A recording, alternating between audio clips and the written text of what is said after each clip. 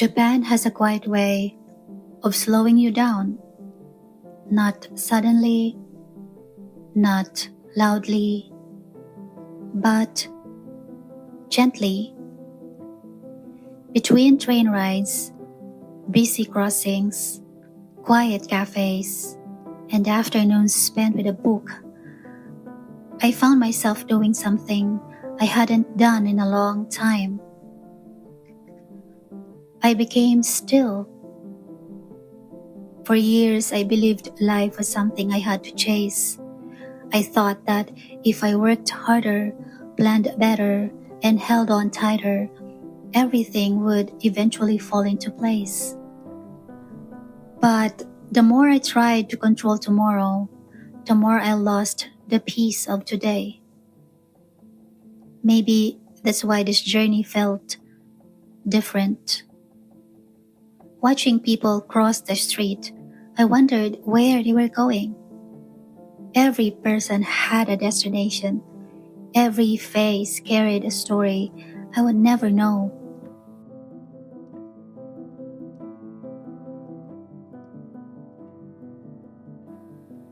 Everyone was simply walking their own path. It reminded me that perhaps I've spent too much of my life looking sideways instead of forward, measuring my progress against someone else's timeline. On the train, I watched the scenery drift past the window. The world kept moving, even while I sat still, and somehow that was comforting. Not everything needs to be hurried. Not every season needs to be productive. Sometimes life asks us to simply be present. In the quiet of a cafe, with a warm cup of coffee beside me and a book in my hands, I remembered a verse that had always felt simple, but now carried a different meaning. In the book of 1 Thessalonians chapter 4 verse 11, Paul said, "Make it your goal to live a quiet life, minding your own business and working with your hands, just as we instructed you before."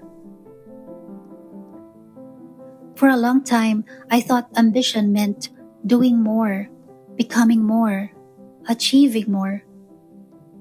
But maybe ambition can look like protecting your peace, showing up faithfully in a mundane of life, creating quietly, living honestly, without needing to prove yourself to the world.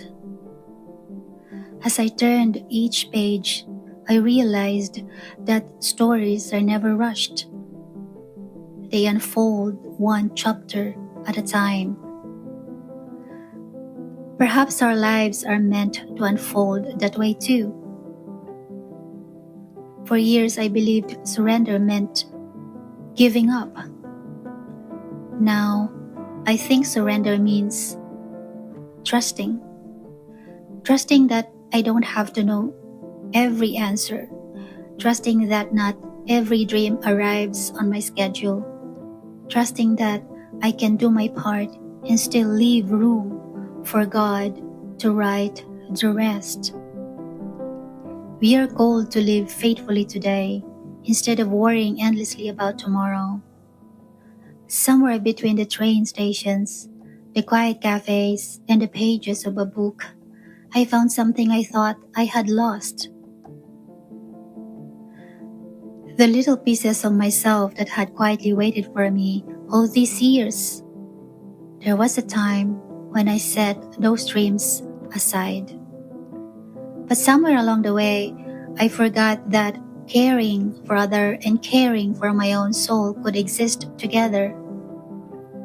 Now, I'm learning to return to both. So I write again. I draw again.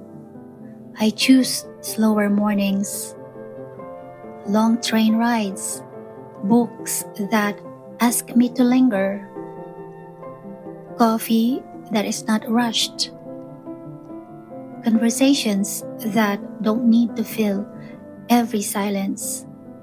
And perhaps this is what a quiet life really means. Not a small life, not a passive life, but a life that is no longer distracted by comparison, a life rooted in gratitude, a life that trusts God's timing more than its own plans.